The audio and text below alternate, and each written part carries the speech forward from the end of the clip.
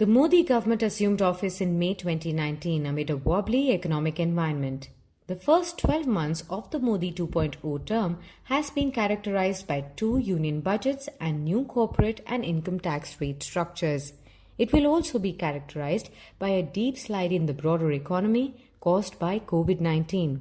The government has introduced a slew of economic reforms in the last 12 months. Here are a few highlights from the last 12 months. The government has announced new personal tax rates. These are optional and an individual may continue to opt the earlier slabs and rates. The new rates are as follows. For an annual income up to 5 lakh rupees, a person needs to pay zero income tax. For an annual income between 5 lakh rupees to 7.5 lakh rupees, one needs to pay 10% of income tax. Whereas, if there is an annual income which ranges between 7.5 lakh rupees to 10 lakh rupees, a person now under the new tax regime needs to pay 15% of the income tax rate. Next, if you have an annual income of 10 lakh rupees, ranging up to 12.5 lakh rupees, one needs to pay 20% of income tax rate under the new tax regime. For an annual income ranging between 12.5 lakh rupees to 15 lakh rupees, one needs to pay 25% of the rate on the income tax. For an annual income which is above 15 lakh rupees, one attracts a 30% rate of the income tax. Previously, companies had to pay a tax of 15% on dividends distributed by it to shareholders. The Finance Act removes this with effect from April 2020 and provides that the dividend income will be taxable in the hands of the recipient. The government has slashed the corporate income tax rate from 30% to 22% for all companies. Inclusive of cess and surcharges, the effective corporate tax rate in India now comes down to 25.17%. Newer companies which are set up after October 1, 2019 will be subjected to an even lower effective tax rate of 17%. Companies who continue to avail exemptions or incentives, the rate of minimum alternate tax or MAT has been reduced from 18.5% to 15%. The Direct Tax Vivad Se Vishwas scheme provides a mechanism to resolve pending disputes of income tax and corporation tax. The RBI and the government has agreed on a new capital framework which provides a methodology for transferring RBI surplus funds to the government, among other things.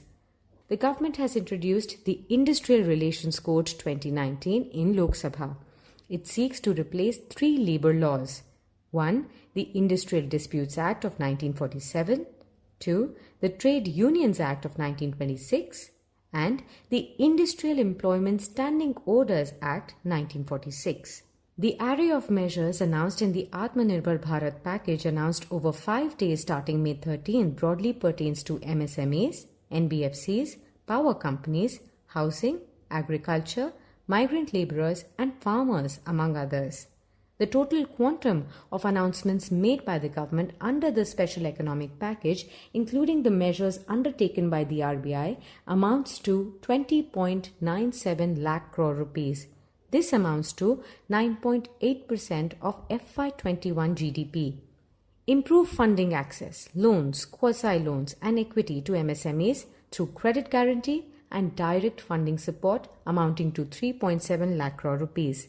The coal sector to get a boost as private sector can now bid at the auctions for 50 blocks.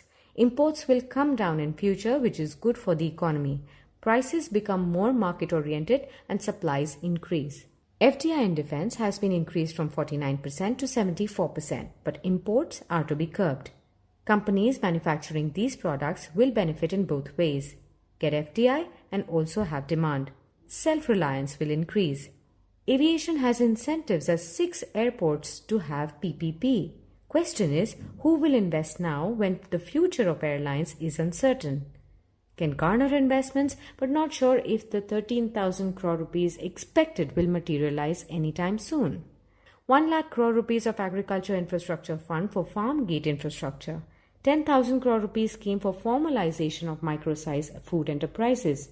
20,000 crore rupees for fishermen through Pradhan Mantri Matsya Sampada Yojana. Amendment to Essential Commodities Act.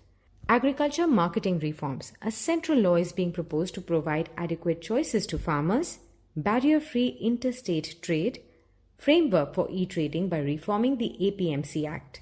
Agriculture Produce Price and Quality Assurance. There will be a facilitative legal framework to enable farmers for engaging with processors, aggregators, and large retailers for assured returns and quality standardization.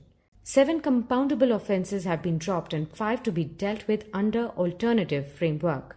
Additional 40,000 crore rupees under MGNREGS. It will generate nearly 300 crore rupees person days in total.